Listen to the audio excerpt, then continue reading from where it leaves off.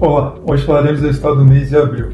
No mês de abril a gente teve a continuidade da guerra entre os Estados Unidos e o Irã, apesar de ter um cessar-fogo vigente, só que os impactos continuam. Isso porque o Estreito de Hormuz continua fechado. E isso tem um impacto global, especialmente referente à questão de inflação.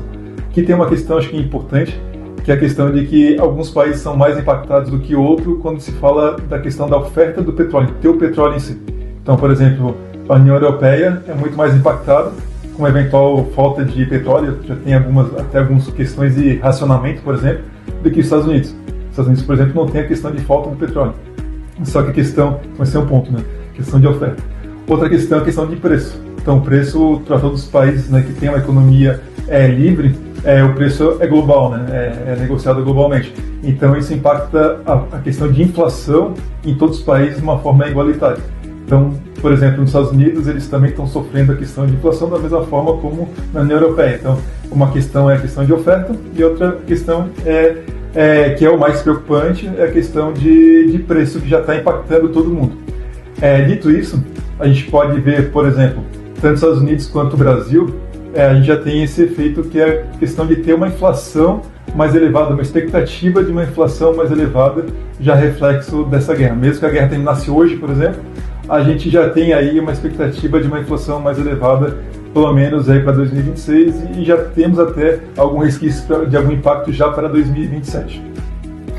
De tal forma que, por exemplo, os bancos centrais, tanto americano quanto brasileiro, eles já estão suspendendo esse ciclo de redução de taxa de juros. Então, por exemplo, os Estados Unidos já foi suspenso e já temos até uma discussão para talvez ter um aumento de taxa de juros mais no final do ano, enquanto aqui no Brasil ainda não foi suspenso o ciclo de corte de juros, mas a gente já tem um direcionamento para que, mesmo que ainda tenha uma continuidade, certamente a gente vai chegar numa redução menor do que se imaginava inicialmente, isso antes da guerra.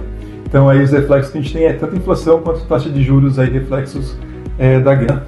Então o Brasil ele teve uma redução de taxa de juros para 14,50 ao ano, e a inflação para 2025 no Brasil ela já está sendo projetada próximo de 5%. Outro ponto, que é um reflexo também, que a gente está vendo, não é reflexo agora da guerra, mas um outro ponto que a gente também identificou nesse mês de abril, é o início de um fluxo, que estava vindo um fluxo muito forte, especialmente dos Estados Unidos, para a Bolsa Brasileira. Em abril, pela primeira vez no ano, a gente teve um fluxo negativo. Então teve mais saída de recursos do Brasil de volta para os Estados Unidos do que de entrada de recursos para o Brasil. Então isso também acabou impactando negativamente a Bolsa Brasileira. E a taxa de juros também dos títulos públicos no Brasil também teve um aumento, teve uma pressão em função disso. Esse fluxo que então esteve diferentemente dos meses anteriores. Agora partindo para resultados. Resultados, o plano misto rendeu 1,23, muito próximo da meta atuarial do plano misto do mês, que foi de 1,28.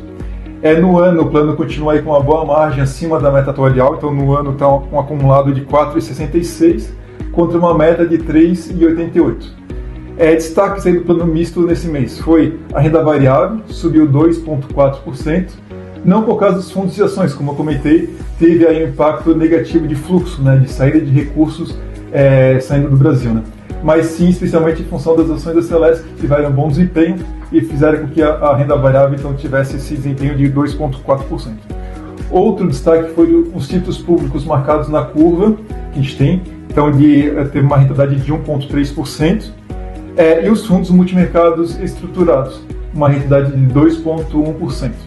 O destaque negativo foi do segmento imobiliário, teve uma queda de 2,1%, especialmente em função de uma reavaliação negativa do fundo imobiliário JHSF, de menos 18%.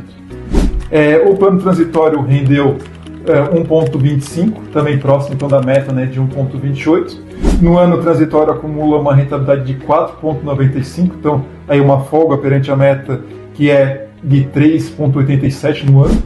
E o Prev Mais rentabilizou no mês 1,02. Para mais informações, acesse o site da Celsius.